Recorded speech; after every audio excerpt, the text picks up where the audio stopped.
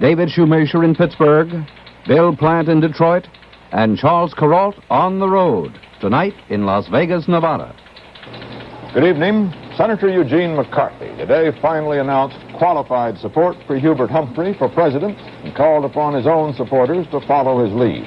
But the anticipated endorsement, which we reported last night, made clear McCarthy's disenchantment with the Democratic Party and left in doubt his own future in it. I think that most Americans in a presidential campaign, at least by this time, pretty well made up their minds as to how they're going to vote, and doubt whether my advice will affect many. But because of the number who asked me what I was going to do, I decided that I would state publicly I do intend to vote for Vice President Humphrey for president on November the 5th, and also I urge all of those who may have been waiting to see what I would do to follow my recommendation and to support his candidacy. His position with reference to the resolution of the war in Vietnam and the demilitarization of American foreign policy, as well as the matter of the draft, on which I've made some recommendations over the last 9 months, and also the reform of the Democratic Party's internal processes, his position falls far short, really, of what I wish it were. However, the choice now is between Vice President Hubert Humphrey and Richard Nixon, and as between those two, I support the Vice President for two principal reasons. One, on the basis of the record he's made on domestic issues and what he's said in this campaign about what he would do and what he thinks ought to be done. I believe that his domestic program will be much better for the country.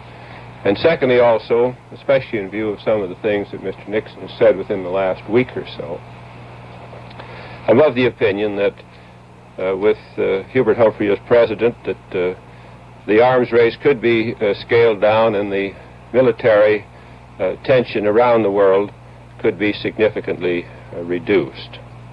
I want to assure, especially the young people again, that I am not endorsing the Vice President because of any desire to get back into the good graces of the Democratic Party or to protect my future or to grasp the last lifeboat before the ship sails. And in order to indicate as clearly as I can, I don't know that this would necessarily stand up, but it was the best thing I could propose to make clear my position, to say to them that I do not intend to run as the candidate of my party in the state of Minnesota for re-election to the Senate in 1970, and will not be a candidate for nomination of the Democratic Party in 1972.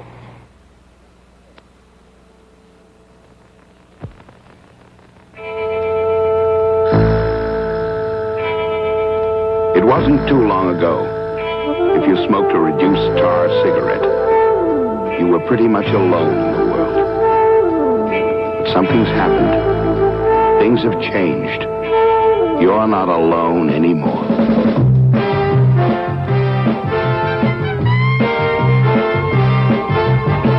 You're not alone because today there's True. More smokers every day are changing to True filter cigarettes. Changing to the good feel of a built-in mouthpiece.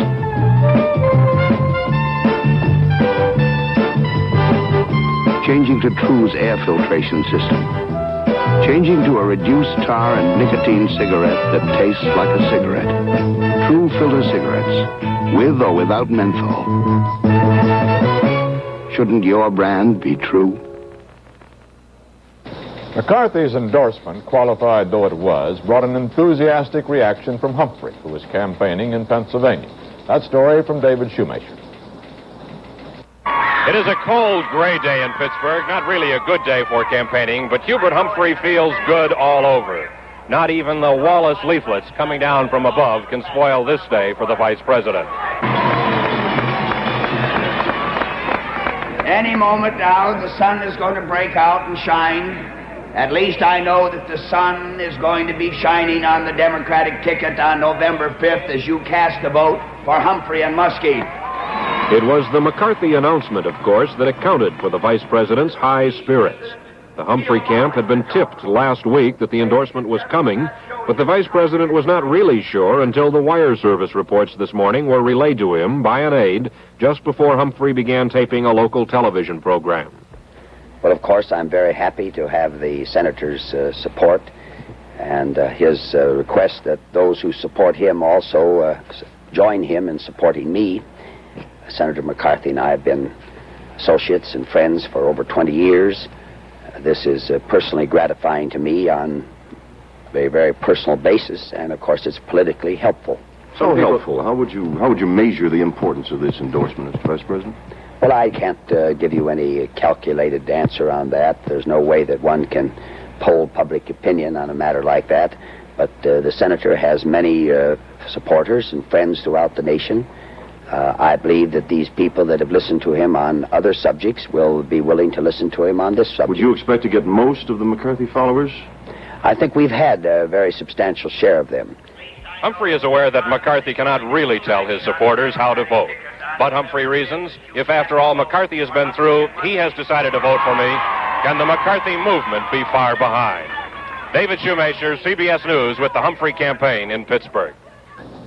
While Humphrey took comfort in McCarthy's endorsement, Richard Nixon reminded Michigan voters of the bitter and divisive Humphrey-McCarthy convention fight for the Democratic nomination. Bill Plant reports. In suburban Detroit today, Richard Nixon referred indirectly to Senator Eugene McCarthy after accusing the Democrats, who he calls that disorganized rabble, of tricky tactics. Whenever you see somebody engaging in personalities, whenever you see them attacking on that ground, it means that they're afraid. They're afraid they're going to lose, and they are. We're going to beat them, and we're going to beat them good on November the 5th. And my friends, the reason that they are not talking about the real issues is very clear. I'll tell you what the real issues are. It's the record of the last 4 years. That is the only issue in this campaign. They made it the only issue in this campaign at their convention in Chicago. They had choices then. They couldn't have nominated a new man. They could have nominated a man that promised new leadership, but they didn't. They nominated a man of the old politics. They nominated a man who helped to make the policies of the last 4 years. At a rare stop in a Negro neighborhood, Nixon and Governor George Romney approved the efforts of a privately financed job placement center. What you've done is you have taken this great force and you've channeled it. You've given people that want to help something specific to do that is meaningful. And that's really the This is it. It has to be something where the volunteer can feel, number one, that there's some pride involved. Right. They, in fact, have something to give, you see, other than finances. It's like a letter I got the other day, and a mother said, look, I've been writing checks to United Foundation and to various charities, but I'm convinced now that I have to involve myself. And this is the element that really supports this program. The fact that it's something with structure, number one. Yes, secondly, you have a plan. Right. Secondly, we tell volunteers, look, this is like any other job. If you cannot perform it, then we're going to say goodbye. Good. You see, you put it right on the line. This was Nixon's last try for Michigan's 21 electoral votes. The state is rated as a close toss-up with a large undecided vote. Bill Plant, CBS News, with the Nixon campaign in Detroit. Nixon's campaign staff today withdrew a television commercial which had outraged Democrats, and a spokesman said he doubted it would be shown again. A political advertisement broadcast last night on NBC showed a photograph of a happy Hubert Humphrey superimposed over scenes of war and riot. When you have acid indigestion, every second counts. So count on instant-acting Phillips tablets. Phillips tablets go to work in seconds. With one of the fastest stomach settlers ever discovered, each small Phillips tablet neutralizes more excess stomach acid than the leading antacid tablet that comes in a roll.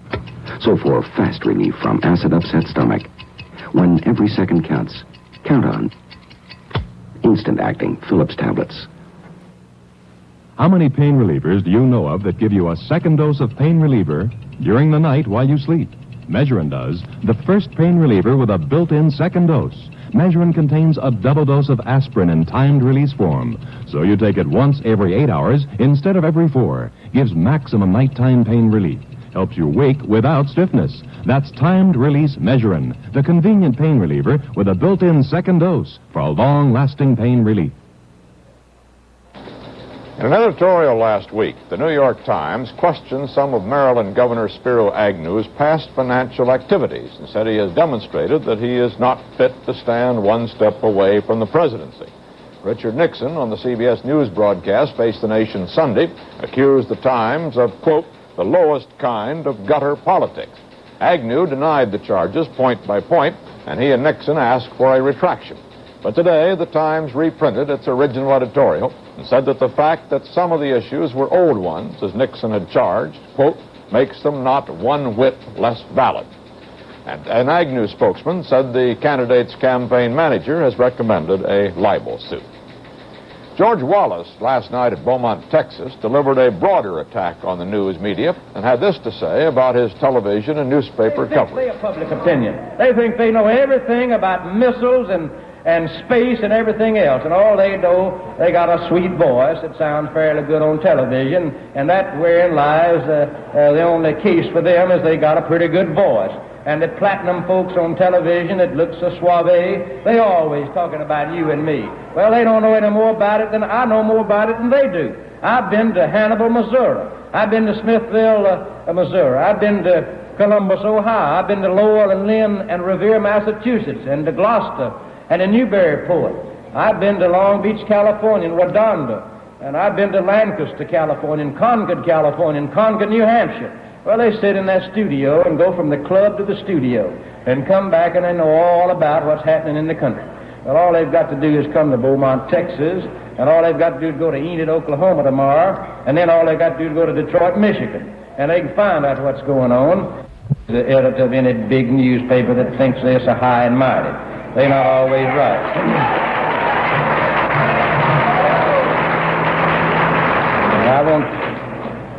And as far as I'm concerned, they can like it or lump it. But, well, that's the way it is, and that's the way it's going to be. In a financial report to Congress today, Wallace said he has spent $5,800,000 so far in his campaign. The report listed contributions amounting to $6,200,000. The Kennedy family today established a foundation to serve as a living memorial to Senator Robert Kennedy. Senator Edward Kennedy said the foundation will seek to raise $10 million to use for social problems in such fields as poverty, race, and youth. The U.S. commander in Vietnam, General Creighton Abrams, made an unannounced trip to Washington and met for 2.5 hours with President Johnson and his top advisors. The White House said this evening that Abrams now is en route back to Saigon. The spokesman would give no details, but CBS News learned that the president wanted Abrams' views on a new proposal to North Vietnam connected with a bombing halt. North Vietnamese officials in Paris say that their delegation in tomorrow's talks with U.S. representatives will reject the idea of a bombing halt being included in any peace package offered by Washington. They said once again that an end to the bombing must precede any moves toward a Vietnam settlement. The U.S. command in Saigon reported that the lower half of North Vietnam was subjected yesterday to the heaviest bombing in more than a month. It included 4 strikes just above the demilitarized zone by American B-52s and concentrated shelling by the 16-inch guns of the battleship New Jersey. Several enemy ammunition dumps, an anti-aircraft site, and 2 truck convoys were reported destroyed. Czechoslovak officials disclosed today that yesterday's big anti-Soviet demonstrations were staged not only in Prague, but all across the nation. The Russians had threatened to bring out troops and tanks, but there were no reports of any crackdown. Warsaw's communist government reportedly is going to allow Cardinal Stefan Wyszynski, the head of the Roman Catholic Church in Poland, to leave the country next month and visit the Vatican. The controversial church leader has been under a travel ban for the past 3 years.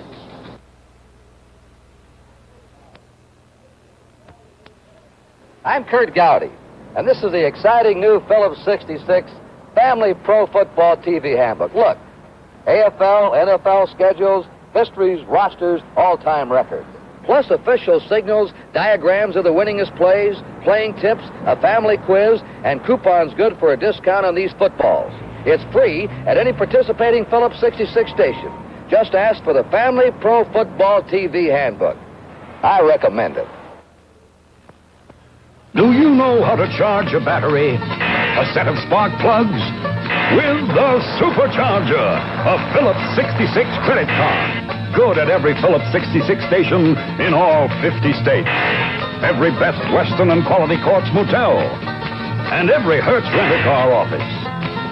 The Supercharger. Ask any Phillips 66 dealer for an application. And charge something. West Germany, which has been plagued by security problems in recent weeks, made another embarrassing disclosure today. A Bonn spokesman reported that Soviet agents carried a Sidewinder air-to-air missile away from a West German base in a wheelbarrow, transported it hundreds of miles through the country with its nose sticking out of the rear window of a car, and then shipped the American-designed 10-foot-long weapon to Moscow by ordinary air freight. The spokesman said 3 of the agents were arrested, but not before they managed also to smuggle 2 secret navigation instruments to Moscow. As we reported earlier, Bonn already has ordered a full-scale investigation of West Germany's security system. Soviet cosmonaut Georgy Beregovoy is approaching the end of his 4th day in space. So far, the Russians have given no indication how long he might remain in orbit. Football games and presidential elections, most people would say that they've got little in common. But recently, CBS News correspondent Charles Carroll talked with a man who has made both of them his business. Only winners make a reputation in Las Vegas. Nothing is honored here like coming out with a 7 or drawing to a straight or beating the point spread.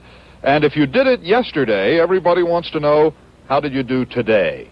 That is what makes the sturdy reputation of Jimmy Snyder so remarkable. If you know anything about Las Vegas, it's 8 to 5, you've heard of Jimmy the Greek. When they say in the newspapers, Las Vegas odds makers, it's Jimmy the Greek they mean. He makes a living by figuring the winners of pro football games and sharing this knowledge with those to whom it matters, a lot. He is the Greek god of the gamblers, and his Mount Olympus is a tidy office on a Vegas side street. Time magazine called him faceless this year, but as you can see, he is not. We bring this up just now because once every 4 years, Jimmy the Greek branches out, and this is the year. His pro football selections run about 80%. With politics, frankly, he does a little better than that. How did you do on your selections for vice president this year? We picked all 3 of them. How in the world did you manage to do that? Actually, it wasn't as hard as it looked. I had made up my mind. If you remember, Romney of Michigan, Rhodes of Ohio, and Agnew of Maryland were sitting on the fence. They didn't know actually which way to go, supposedly. Now, all 3 were from a state where Nixon could pick from, actually, Ohio, Maryland, or Michigan. So all 3 were potential candidates. So a thought occurred to me that I said to myself, well, whoever falls off here in favor of Nixon is going to be the nominee. Well, Agnew was the first one to fall off into Nixon's camp, and I thought maybe that Nixon was sort of obligated to him, and that was the reason why I picked him. You picked Agnew well before Nixon did? Yes. In fact, before Nixon was nominated. How about Muskie? Muskie was another surprise to us. Not really. If you read the papers, most of the papers, you could see that Humphrey and Muskie are very close friends. And, of course, he's a very capable man, too. And in his speeches and in a few of the conferences that he had, Humphrey mentioned Muskie on many occasions. And he looked like the standout favorite as far as the Democrats were concerned. One of the funny things of this election was San Francisco paper called us and asked us why we didn't consider Alioto a vice presidential candidate. And we had I quoted the odds like 1,000 to 1 against him, being the VP candidate. They wanted to know why. So I told him, I said, I have nothing against Mr. Alioto, but he's bald. And I said, now that would be 2 bald-headed men running for office. And I said, it just wouldn't look good on TV. And the news media today, the TV media, I said, you've got to portray some kind of an image. And 2 heads of skin wasn't going to make it. And how in the world did you pick Curtis LeMay? Well, I'll have to admit that the LeMay selection was tip, an inside tip. A friend of ours called us from Alabama and told us that Wallace was going to pick LeMay as his running mate. But you batted 1,000 on both the presidential and vice presidential nominees. That's right. In print. In print. What are the odds on the 1968 presidential election? 5-1 in favor of Nixon. How do you arrive at that? What are the factors that go into saying, all right, Nixon is 5-1? Well, Charles, we buy 36 different newspapers from all over the United States that come in daily. We buy every news magazine. We subscribe to the Congressional Quarter, to just any type of news media that can possibly help us. And we read all this. Rather, I read it all. And I try to digest it, and then we have the map, and we go through the states, and we give each state, and we count the electoral votes, and we place it in Nixon's category, and Humphrey's category, and Wallace's category. And right at the moment, we give Nixon close to 330 electoral votes. Before we leave, I guess I have to ask one more question. Who do you like at the Super Bowl this year? The Dallas Speed will predominate, plus the fact that they play the Western representative at Dallas, which will make them at least a 3-point favorite for being on their home field. That's a pretty expensive piece of information. It's for free. A newspaper columnist once praised Jimmy the Greek's organization for not letting emotion interfere with logic. If Jimmy came upon his own son scuffling with the neighborhood bully, it was suggested, Jimmy would announce, "I'm laying 10-5 on the toughie." We are aware of the old warning about Greeks bearing gifts, but if it turns out to be Nixon and Dallas, don't say nobody ever told you. Charles Kuralt, CBS News, Las Vegas. A Senate subcommittee today called for a massive effort to eliminate poverty in the United States and said that the job could be accomplished within 10 years. Among other things, the 100-page report proposed a $2 an hour minimum wage, creation of almost 2.5 million new jobs within the next 4 years, and some form of guaranteed income for the elderly and those unable to work. The 18-month study included testimony from more than 400 witnesses and interviews with more than 1,000 persons. The Labor Department said today that September's cost of living index rose 0.2%, the lowest monthly increase in a year. But a spokesman predicted overall living costs for 1968 will show the sharpest increase in 17 years, somewhat more than 4%. A separate government study of medical costs was released today and found that in the past 21 years, hospital bills have more than tripled and doctors' fees more than doubled. Prices again closed lower on the New York Stock Exchange today. The volume was 12,340,000 shares. The exchange index lost 29 cents. A membership seat on the New York Stock Exchange sold today for the highest price in almost 40 years, $500,000. Two others were sold yesterday for $490,000 apiece. The exchange has 1,366 seats, which are sold on the basis of supply and demand. The Vatican has ended a long dispute with the Italian government by agreeing to pay income taxes on dividends from its Italian stock holdings, estimated as worth between $160 and $206 million. The Vatican previously claimed the tax exemption. No definite agreement has been worked out yet, but the Vatican might owe almost $13 million in back taxes and face an annual tax levy of up to $2.5 million.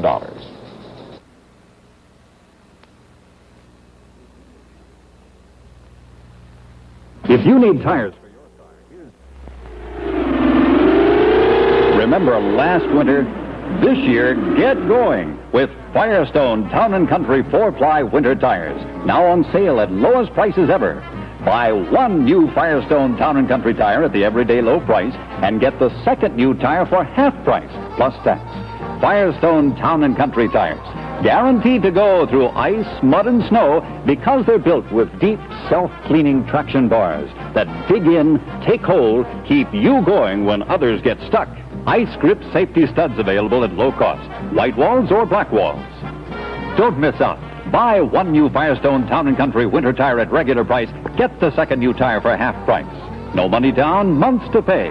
And remember, Firestone guarantees you'll go through ice, mud, and snow, or we pay the tow. Head for your participating Firestone Safe Tire Center before the snow flies. today's chapter in the McCarthy story. Eric? Senator Eugene McCarthy spent his remaining political capital today as far as the 68 election is concerned. He has let go of it reluctantly and at the last moment with his quasi-endorsement of Humphrey for president. It's a case of damning with faint praise, or perhaps praising with faint damns. The blessing was received by Humphrey with much more eagerness than it was given. Enthusiasm of any kind does not seem to be in the McCarthy bloodstream. With Humphrey, it's a hemorrhage. McCarthy's statement indicates he has no illusions that his endorsement will do vast things for Mr. Humphrey. With this step, McCarthy is following many of his followers who have already gone over to Humphrey. Others will now do the same. Still others will continue to suit it out.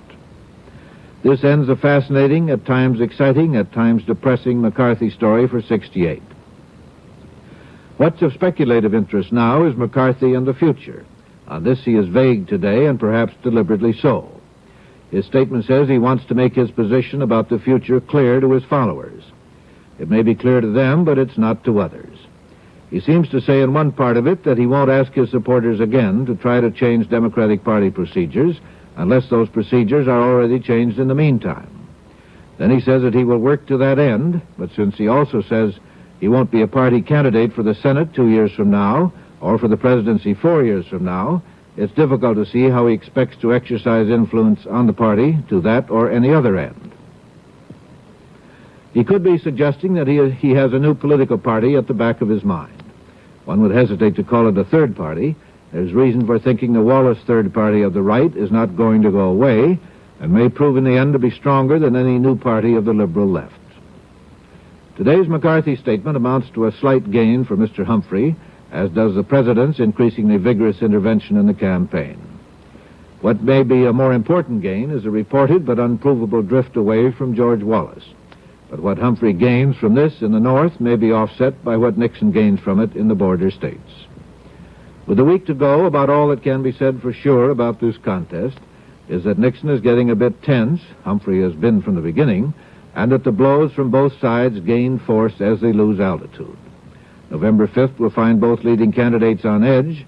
There's no sign yet that the electorate will be in the same condition. Walter? And that's the way it is. Tuesday, October 29th, 1968. This is Walter Cronkite, CBS News. Good night.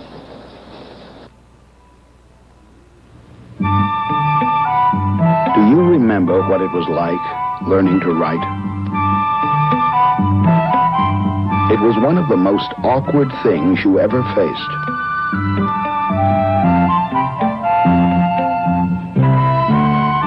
But in time, you did learn.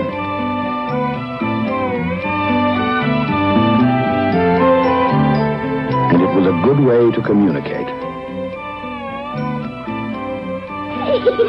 Today in business, it isn't good enough. It isn't fast enough.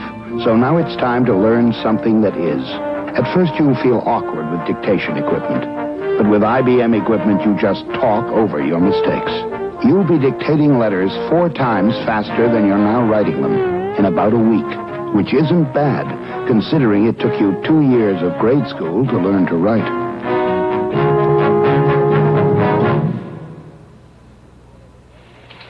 Direct from our newsroom in New York, in color, this has been the CBS Evening News with Walter Cronkite.